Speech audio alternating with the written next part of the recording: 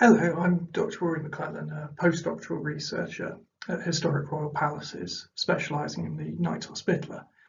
And today I'm going to give you an overview of the history of the Hospitaller's camera at Barrow upon Trent. And a camera was a type of estate of the Hospitallers. So the Knights Hospitaller were originally founded in the late 11th century in Jerusalem as a hospital that cared for pilgrims visiting the city. But by the mid-12th century, the Brethren had militarised and begun to fight in crusades, and their armies and hospitals were funded by preceptories, which were farming estates that they had scattered across Europe. And each preceptory was part of a priory which managed all the estates in that region. And so you can see here on this map the commanderies, and another word for preceptories, of the Priory of England, which controlled all of the order's lands in England, Wales and Scotland, and we can see Barrow and Yevley there. So in Derbyshire, the Hospitaller's main preceptory was Yevley, near Ashbourne. Now, each priory had to send a third of its income each year to the east to support the Hospitaller's work there. This was called a responsion, and that was the main purpose of these lands in the west. The Hospitallers first arrived in England around the 1130s, setting up their headquarters at Clerkenwell outside London. By 1200, the order had lands across the country. One of their smaller estates was the Camera at Barrow upon Trent. And a camera was normally run by a bailiff and controlled by the prior directly rather than through a preceptory. So the village of Barrow is recorded in the Domesday Book as being divided between two different estates. This is where you can see the initial portion that then becomes that of the Hospitallers. So one part was held by the king, and this was given to the bishops of Carlisle by Henry I in 1133. The other half was held by the de Ferrers family, who would later become the Earls of Derby. And in the reign of Henry II, this part, the de Ferrers part, was now, including the church, was given by Robert de Bakebury to the Hospitallers. The Hospitallers continued to acquire land within the village and soon came into conflict with their neighbours. So they fought with Tutbury Priory over tithes, and in 1330 the Hospitaller keeper of Barrow, brother William Bricks, refused to let the sheriff's men enter the order's house at Barrow to inspect their weights and measures. And in 1276 the Hospitallers at Yevley had been accused of using false weights and measures in Ashbourne and infringing royal rights there. So William Bricks might have been worried about similar accusations. It's not until 1338, though, that we get our first detailed look at what's actually made up the order's estate in Barrow. So that year, the Pope ordered the Hospitallers to produce an inventory of their lands across Europe, though only the accounts for England and Provence survive. So in 1338, the Camera was managed by a bailiff who was probably not a Hospitaller. It seems that William Bricks had left Barrow, perhaps because of his conflict with the sheriff, and we know he was definitely at Clerkenwell at the Order's Priory there in 1336, and that might be where he remained. So here we got a modern edition of the 1338 survey with the Latin entry for Barrow. So the bailiff at Barrow was assisted by a servant, and the order also employed a cowherd and a pig herd to manage the estate's animals.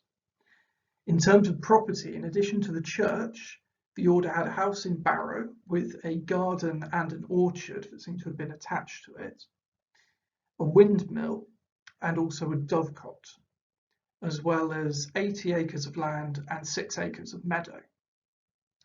And the house was probably in the area just east of St Wilfrid's Church.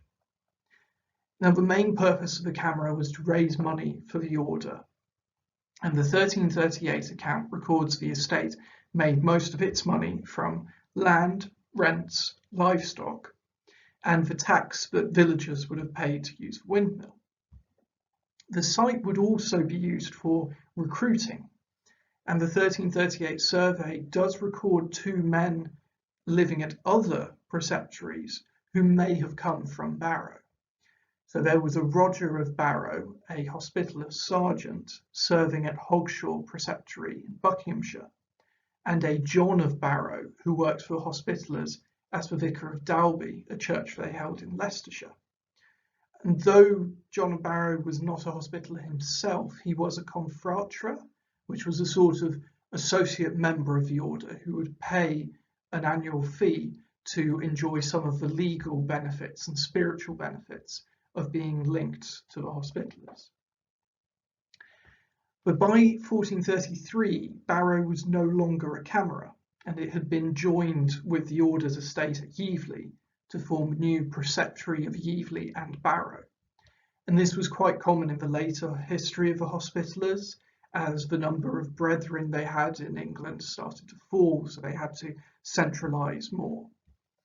And come the 16th century, the preceptory was often rented out to local gentry families for several years at a time, as this was just more efficient for the Hospitallers to just rent out the property and allow someone else to actually run the farm on their behalf for an annual fee. John Babington, a preceptor of Yevley and Barrow in the early 16th century, even leased its lands to his relatives. So in this period, we can also find evidence of conflict between the Hospitallers and the bishops of Carlisle, who held the manor of Barrow. So this document here is an undated draft by John Penny, Bishop of Carlisle, from 1508 to 1520. And in it, he records the Hospitallers claiming certain rights in Barrow. And this seems to be a draft response in a court case. And he says that it's John Babington that is claiming these rights. He was preceptor from 1510 to 1523, so this document must date between 1510 and 1520 when the bishop died. So this seems to be part of a written response to be read in a court case between the order and the bishop over the extent of the Hospitallers' rights in the village. And the bishop says that the Hospitallers presented a deed showing that they had rights to waif and stray in their part of Barrow, as well as holding a manor court. So waif was the right for a landowner to claim abandoned property on their lands, and stray was allowed them to claim animals that wandered into their land, whilst a manor court would be used to manage the tenants that the order had in Barrow, resolve disputes between them and fine them. So it was also quite important as a money-making exercise, as well as a way for them to express their authority. And the bishop says that the Hospitallers also claimed access to the western half of the common pasture of the village, and the right to fish on the riverbanks of the Trent and at an island or peninsula in the river. And the bishop denies that the Hospitallers and their tenants are entitled to any of this, and claims that he and his predecessors as bishop have always enjoyed full rights over this until they were interrupted by John Babington's claims as preceptor. And we don't know the result of this dispute, but it does show the extent of the order's power in the village, or at least what power they claimed to have in the village. And this document is another complaint by Bishop John Penny, this time addressed to Henry VIII and written sometime after the 19th of May 1516, when 4 yeomen of Barrow, Ralph Pemberton, John Stockton, Richard Proctor and John Bower, went to the bishop's weir in Barrow on the river. They were armed with staffs and knives and other weapons, and they attacked one of the bishop's men, William Middleton, and struck him down to the ground, threatening his life and those of William Carter and Robert Wright. And these presumably were other tenants or officials of the bishop. The three men then had to jump from the weir into the river to escape, and the bishop asks the king have them brought to court and punished for this. There are errors in this document. There are scribbled out words, and there's, as you can see, there's little shape to the layout or lines, and you have extra notes added in at the side and so on. So this probably isn't the final version. This is probably a draft copy, which a scribe would have later copied into a more formal document, maybe even translated into Latin, before sending it to the king. Though we don't know for certain if these men who attacked the bishop's officials were Hospitaller tenants, one of them, Ralph Pemberton, did later have ties to the order. So in 1526, the Hospitallers leased him St Wilfrid's Church for 20 years at a rent of £20. Now, the Hospitallers survived the initial stages of the dissolution, which began in 1536. They were a religious order, they were religious houses, and so eventually they were dissolved as part of this, but not until 1540, by which time most of the larger abbeys had already gone. The order's lands in Barrow were seized by the crown and were eventually broken up and sold.